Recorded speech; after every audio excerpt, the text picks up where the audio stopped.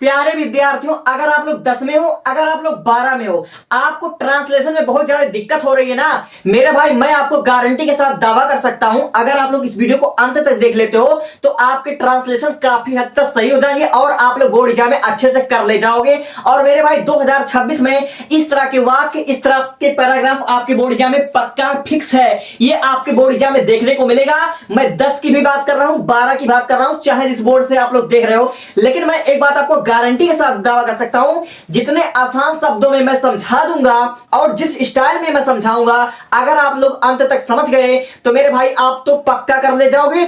और इस तरह से मैंने पूरा प्लेलिस्ट बना दिया है मात्र 7 वीडियो का, और 7 वीडियो को आप लोग देख लेते हो तो किसी भी तरह का वाक्य, किसी भी तरह का पैराग्राफ, कठिन से कठिन पैराग्राफ आ जाए, आप कहीं अटकोगे नहीं। तो मैं बिना देर के हुए शुरुआत कर देता हूं, क्योंकि आपका बोर्ड एग्जाम आ गया, 1 मिनट भी आपका मैं बर्बाद नहीं करने वाला हूं। सबसे पहली बात, 2026 में इस तरह के वाक्य आपको देखने को मिलेंगे। देखो, ट्रांसलेशन बनाने के लिए 3 चीज की रिक्वायरमेंट होती है। सबसे पहले आपको टेंस आना चाहिए, आपको टेंस आना चाहिए, आपको पता होनी चाहिए कि कौन सा टेंस है, यहाँ टेंस की पहचान कैसे किया जाता है, ठीक है। और दूसरी चीज आपको क्या होनी चाहिए कि आपको ये चीज पता होनी चाहिए, वाक्यों का सेंस पता होना चाहिए कि आखिर कैसे बनाया जाता है। और तीसरी चीज, आपको वॉइस आना बहुत जरूरी है। ये 3 चीज की जरूरत होती है, रिक्वायरमेंट इसमें होती है। तो पहले मैं वीडियो की शुरुआत कर देता हूं, उसके बाद आप लोग समझ जाओगे। देखो, कह रहा है कि हमारा देश महान है, हमारा देश महान है, तो मेरे भैया इसमें सब्जेक्ट क्या है? इसमें सब्जेक्ट है हमारा देश, और देखिए अंत में आया हुआ है, तो यानी कि ये वाक्य प्रेजेंट में बोला जा रहा है। लेकिन ये हमारा कौन सा टेंस है? तो ये हमारा टेंस तो प्रेजेंट में है, मगर ये बनेगा सिंपल सेंटेंस के रूल से। क्यों? क्योंकि ये टेंस के रूल से नहीं बनेगा, क्योंकि इसमें वर्ब नहीं है। वर्ब जहां पर होता है वहीं पर टेंस के रूल फॉलो होते हैं। हमारा देश महान है, ये हमारा एक सिंपल सेंटेंस, एक सिंपल वाक्य है, इसलिए यहां पर लिखोगे हमारा सब्जेक्ट है कि हमारा देश, तो लिखोगे यहां पर अवर कंट्री। यहां पर आपने लिख दिया अवर कंट्री, COUNTRY, कंट्री। अब महान है तो लिखोगे इज ग्रेट, ठीक है। यहां पर आप लिखोगे इज ग्रेट हो जाएगा, ठीक है। अब देखो, शताब्दियों तक हमारा इतिहास गौरवपूर्ण रहा है। अब बहुत से बच्चे यहां पर कंफ्यूज हो जाएंगे, शताब्दियों तक हमारा देश गौरवपूर्ण रहा है, शताब्दियों तक हमारा इतिहास गौरवपूर्ण रहा है। ये बहुत से बच्चे इसमें टेंस पहचानने की गलती कर देंगे, क्योंकि वाक्य के अंत में रहा है दिया हुआ है। अब बहुत से बच्चे कहेंगे कि हमारा कौन सा कंटीन्यूअस टेंस है, लेकिन ये हमारा प्रेजेंट कंटीन्यूअस टेंस नहीं है। इस बात को समझने की कोशिश करो, ये हमारा कौन सा टेंस है? प्रेजेंट परफेक्ट टेंस है, ठीक है। ये हमारा परफेक्ट के अंतर्गत आएगा। क्यों? क्योंकि अगर इस बात को ध्यान से पढ़ो, लिखा हुआ शताब्दियों तक हमारा इतिहास गौरवपूर्ण रहा है। जब कोई काम भूतकाल में स्टार्ट हो जाए और उसका प्रभाव कहीं ना कहीं, उसका संबंध कहीं ना कहीं आज प्रेजेंट से जुड़ा हो, तब वहां पर हम परफेक्ट टेंस का इस्तेमाल करते हैं, प्रेजेंट परफेक्ट का इस्तेमाल हम करते हैं, ठीक है। तो देखो, शताब्दियों तक, यानी कि शताब्दियों तक, यहां पर आप लिखोगे सेंचुरी, ठीक है, एट सेंचुरी, ठीक है, एट सेंचुरी, CENTURIES, सेंचुरी, यानी कि शताब्दियों तक हमारा इतिहास गौरवपूर्ण रहा है। तो यहां पर लिखोगे आवर, ठीक है, हिस्ट्री, HISTORY, हिस्ट्री। अब देखो, गौरवपूर्ण है, ये हमेशा परफेक्ट के हिसाब से बनेगा, तो यहां पर लिखोगे हैड बीन, ठीक है, हैड बीन। अब देखो, गौरवपूर्ण है तो यहां पर लिख सकते हो ग्लोरियस। क्या लिख सकते हो? ग्लोरियस, GLOURIOUS, ग्लोरियस इस प्रकार लिख दोगे। अगर आप लोग कहीं पर टेंस पहचानने की गलती कर देते हो तो बहुत बड़ी भूल हो जाएगी। अब देखो, केवल पूर्व के देश ही नहीं, अब देखो ये वाला वाक्य यहां पर समझो बहुत लंबा वाक्य है, लेकिन आपके दिमाग में मैं जोर डालने की कोशिश करता हूं। लिखा हुआ है केवल पूर्व के देश ही नहीं, बल्कि पश्चिम के समस्त देश भी हमारी प्राचीन संस्कृति की छाप लिए हुए हैं। यानी इतना बड़ा वाक्य है। अब बहुत से बच्चे इसमें कंफ्यूज हो जाएंगे कि आखिर सब्जेक्ट क्या है, तो इसमें सब्जेक्ट बहुत बड़ा है। देखो, कह रहा है केवल पूर्व के देश ही नहीं, बल्कि पश्चिम के समस्त देश। तो आप लोग इसकी अंग्रेजी पहले लाइन से समझो, इसकी अंग्रेजी क्या हो सकती है? ना केवल पूर्व के देश ही, तो लिखोगे नॉट ओनली, ठीक है। यहां पर लिखोगे नॉट ओनली, यानी कि ना केवल। यहां पर लिखोगे not only, ONLY, not only, ना केवल पूर्व के देश, तो यहां पर लिखोगे द कंट्री ऑफ ईस्ट, ठीक है। यहां पर लिखोगे the COUNTRY, country of the east. यहां पर लिखोगे आप लोग ईस्ट, ईस्ट मतलब होता है पूर्व। तो देखो, the country of the east, यानी कि पूर्व के देश। Not only the country of the east, यानी कि ना केवल पूर्व के देश, बल्कि देखिए अब बल्कि बल्कि अगर अंग्रेजी होता बट, बट मतलब होता लेकिन, बल्कि तो यहां पर लिखोगे आप लोग क्या, बट यहां पर लिख दोगे। अब देखो पश्चिम के समस्त देश भी, पश्चिम के समस्त देश तो यहां पर लिखोगे the country of the west, ठीक है, the COUNTRY, country of the west यानी कि पश्चिम के देश, ठीक है, यहां पर लिखोगे पश्चिम के देश। अब देखो भी हमारी प्राचीन संस्कृति की छाप लिए हुए हैं, तो हमारा ये कौन सा देखो छाप लिए हुए हैं, ध्यान से पढ़ो, ठीक है, ध्यान से पढ़ो और टेंस को समझने की कोशिश करो। अब यहां पर देखो एक शब्द आया हुआ है भी, तो भी की अंग्रेजी होता है आल्सो, तो यहां पर लिखो लिख दोगे आप लोग आल्सो, ठीक है, ALSO आल्सो। अब देखो संस्कृति छाप लिए हुए हैं, वैसे तो अगर छाप लिए हुए हैं तो यहां पर आप लोग बियर लिख सकते हो, लेकिन यहां पर इसका सेंस समझो कि इसका सेंस क्या होता है। कह रहा है कि केवल पूर्व के देश ही नहीं बल्कि पश्चिमी के सभी देश भी हमारे इतिहास की क्या छाप लिए हुए हैं, यानी कि हमारी संस्कृति से वो लोग प्रभावित हैं, हमारे संस्कृति से क्या है वो लोग प्रभावित हैं। तो यहां पर आप लोग लिख सकते हो इफेक्टेड लिख सकते हो, ठीक है, इफेक्टेड यानी कि हमारे संस्कृति का उन पर गहरा असर हुआ है, वो प्रभावित हैं। तो यहां पर आप लोग लिखोगे इफेक्ट, क्या लिखोगे इफेक्ट, ठीक है, EEFECT इफेक्टेड, ठीक है, किससे प्रभावित है भैया, हमारी प्राचीन कल्चर से। तो यहां पर लिखोगे हमारी प्राचीन कल्चर, तो यहां पर लिखोगे और अवर एंशिएंट कल्चर, ठीक है, हमारी प्राचीन संस्कृति, तो यहां पर हो जाएगा अवर एंशिएंट और इसका संस्कृति का हो जाएगा कल्चर, ठीक है, तो यहां पर लिखोगे ANCIENT एंशिएंट कल्चर, CUL, ठीक है, TURE कल्चर, इस प्रकार हो गया।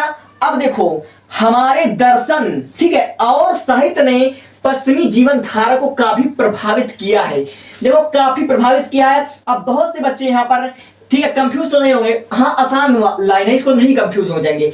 हमारे दर्शन और साहित्य ने, आप समझो इसमें सब्जेक्ट है हमारा दर्शन और साहित्य, तो यहां पर आप लोग क्या लिखोगे, यहां पर लिखोगे आवर फिलॉसफी, ठीक है, फिलॉसफी दर्शन का अंग्रेजी होता है फिलॉसफी, PHILOSPHI फिलॉसफी एंड, ठीक है, साहित्य, साहित्य का होता है लिटरेचर, लिटरेचर यहां पर लिखोगे लिटरेचर LIT, ठीक है, UTARE लिटरेचर। देखो अगर कहीं स्पेलिंग में मिस्टेक हो जाती है तो उसको आप लोग मैनेज कर लेना, लेकिन जो समझा रहा है उसको समझने की कोशिश करो, ठीक है। लिखा हुआ प्रभावित किया है, प्रभावित इसमें या है शब्द आया हुआ है, जब किसी वाक्य के अंत में चुका है, चुकी है, लिया है, किया है आदि शब्द आता है तो आप प्रेजेंट परफेक्ट होता है, इस बात को ध्यान रख लेना, ठीक है। तो प्रभावित किया है तो यहां पर लिखोगे, क्या लिखोगे, है बीन, ठीक है बीन यहां पर लिख दोगे। अब प्रभावित करना, तो प्रभावित किया तो वहां पर इफेक्ट लगाओगे, इफेक्ट मतलब होता है प्रभावित करना, तो यहां पर लिखोगे इफेक्टेड, ठीक है, EFFECTED इफेक्टेड, क्योंकि परफेक्ट में हमेशा थर्ड फॉर्म का यूज होता है, ठीक है।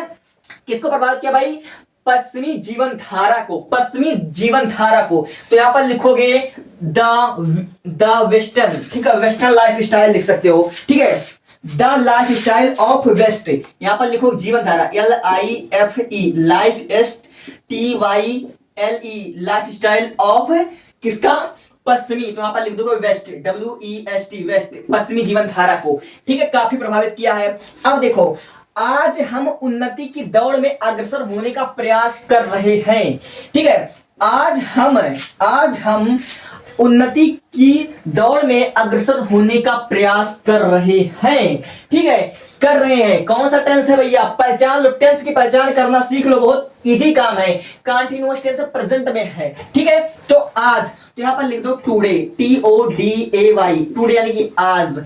हम, कौन, सब्जेक्ट क्या है, हम, तो यहां पर लिखो वी, ठीक है, यहां पर लिखोगे VSHOUD, स्टूडेंट, प्रयास कर रहे हैं तो लिखोगे ट्राइंग, TRING,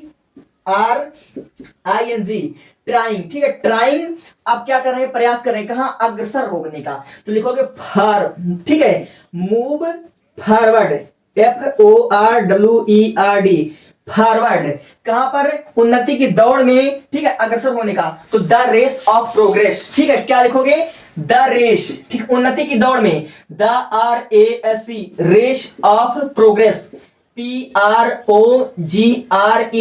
प्रोग्रेस। ठीक है, राइटिंग नहीं समझ में आएगी, लेकिन जो बोल रहा हूं उसको बहुत ध्यान से सुन लेना और समझ लेना।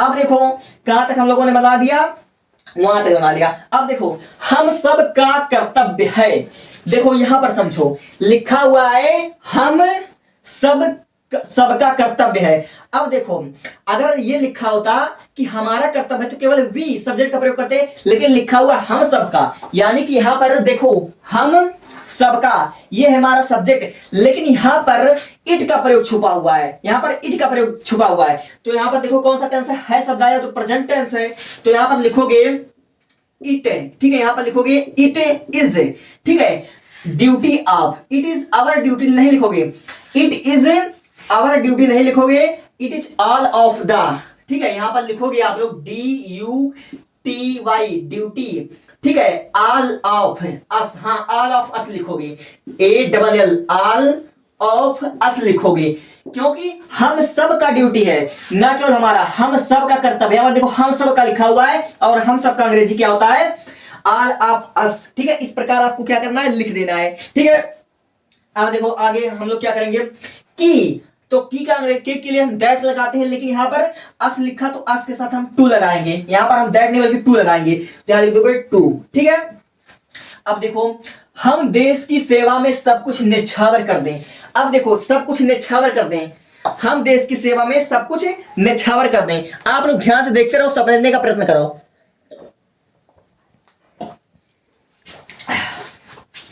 कहां पर पहुंचे थे, हम लोग देश की सेवा में सब कुछ न्यौछावर कर दें, ठीक है। अब देखो टू, अब न्यौछावर करना का अंग्रेजी होता है सेक्रीफाइस, सेक्रीफाइस होता है, तो यहां पर लिखोगे SECRIFISE, सेक्रीफाइस, यानी कि न्यौछावर कर दें, हम सब कुछ न्यौछावर कर दें, ठीक है, सेक्रीफाइस सब कुछ है, तो यहां पर लिखो दोगे ऑल, ठीक है, ऑल। अब कहां पर न्यौछावर कर दें, देश की सेवा में, ठीक है, देश की सेवा में, और सेवा का होता है सर्विस, लिख लो SERVICE, service of country, COUNTRY, country, इस प्रकार आप लोग बना दोगे। हम लोग देश की सेवा में सब कुछ न्यौछावर कर दें। अब देखो हमें जाति धर्म और प्रांतीयता के भेदों को भूल जाना चाहिए, हमें जाति धर्म और प्रांतीयता के भेदों को भूल जाना चाहिए, ठीक है। तो यहां पर देखो अभी मैं बहुत कुछ हमको समझाने वाला हूं, तो यहां पर लिखोगे हमें, ठीक है, अंग्रेजी क्या लिखा हुआ है हमें, तो यहां पर हमें सब्जेक्ट है, तो यहां पर लिखोगे वी, वी यानी कि सब्जेक्ट हो गया। अब भूल जाना चाहिए, तो यहां पर लिखोगे शुड, SHOULD, ठीक है, शुड, भूल जाना चाहिए, तो यहां पर भूलने का अंग्रेजी का फॉरगेट, यहां पर लिखोगे फॉरगेट, FORGET, फॉरगेट, ये तो हो गया।